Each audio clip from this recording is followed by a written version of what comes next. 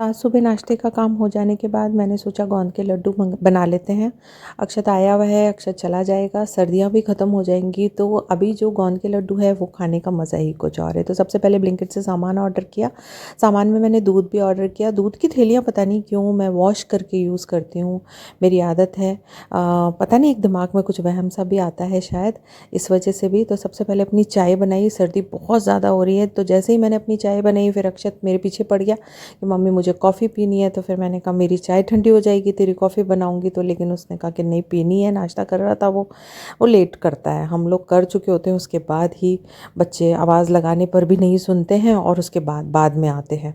तो फटाफट से मैंने उसकी कॉफ़ी बीट करी और फटाफट से मैंने उसमें दूध डाल के उसको दिया। बीट करी हुई कॉफ़ी का टेस्ट अलग होता है, वैसे हम बनाते हैं तो उसका टेस्ट अलग होता है। तो मैं बीट करके ही बनाना पसंद करती हूँ और बच्चे भी बीट करके ही कॉफ़ी जो पीना पसंद करते हैं। फिर मैं ड्राई फ्रूट्स लेके बैठ गई। यहाँ पर थोड़ी सी कतरन मेरे को बादाम की करनी थी, क्योंकि मुझे गोंद के लड्डू में बादाम की कतरन डालनी है।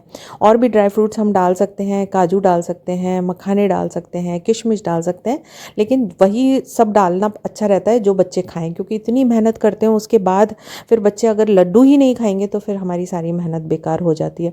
तो यहाँ पर मैंने अब जो बर्तन थे, बड़े वाले बर्तन, वो निकाले, क्योंकि इसके लिए ना थोड़े ज़्यादा बड़े बर्तन की ज़रूरत रहती है। बहुत ज़्यादा तो नहीं बनाए मैंने लड्डू, लेकिन फिर भी एक बार क्वांटिटी तो बनानी पड़ती है। तो गोंद देखिए कैसा होता है, एकदम क्रिस्टल फॉर्म के अंदर गोंद होता है। तो गोंद मैंने मंगाया था ऑनलाइन ब्लिंकिट से, वही गोंद यहाँ यूज़ कर रही हूँ। थोड़ा सा घी लिया है, उसके अंदर गोंद को मैंने फ्राई किया। घी तेज़ गर्म नहीं होना चाहिए और गोंद भी है ना बहुत तेज़ पे कभी भी फ्राई नहीं करना चाहिए। तो थोड़ा थोड़ा घी डालती गई और उसी में मैंने पहले गोंद फ्राई किया, फिर उसके बाद थोड़ा और घी बढ़ा दिया और उसमें मैंने बादाम की कतरन फ्राई की, और बाद में मैंने घी में ही आटा भी सेक लिया। अच्छे से आटे को सेक लेना है, कम आंच पे रखेंगे तो बहुत अच्छी बनती है चीज़ें।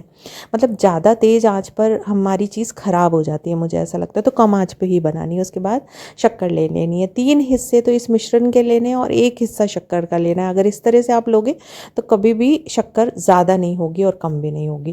वैसे टेस्ट करके भी देख सकते हैं, टेस्ट करने की कोई मनाही नहीं है। थोड़ा घी डाल लेंगे, अगर ऐसा लगता है कि घी कम है तो बाइंडिंग में अगर दिक्कत आ रही है तो थोड़ा सा घी डाल लेंगे। तो बस यहाँ पे मैंने बाइंड कर दिए। देखिए लड्डू, छोटे छोटे लड्डू बनते हैं आजकल, हमारे किसी ज़माने में बहुत बड़े बड़े लड्डू बनते थे। तो भगवान जी को भोग लगाया सबसे पहले, उसके बाद मैंने टेस्ट करके देखा कि सही बना है या नहीं। तो अक्षत को आवाज़ लगा रही थी, जब तक वो आया तब तक वो जो है लड्डुओं के साथ मजाक करने लग गया कि आपके लड्डू है ना बहुत टाइट हैं, देखो मैं उछाल के दिखाता हूँ, टूटेंगे भी नहीं। इतनी ठंड पड़ रही है हमारे यहाँ।